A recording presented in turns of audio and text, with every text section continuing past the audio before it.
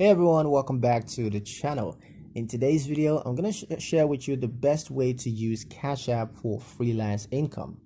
Alright, so the best way to use Cash App for freelance income is to keep your payments flow organized and professional. You want to use a dedicated cash tag for freelance work so that clients can easily recognize and trust your accounts. Clearly communicate payment terms upfront, including pricing, delivery timelines, and of course when payment is expected. Request payments only after milestone or project completion, to reduce disputes.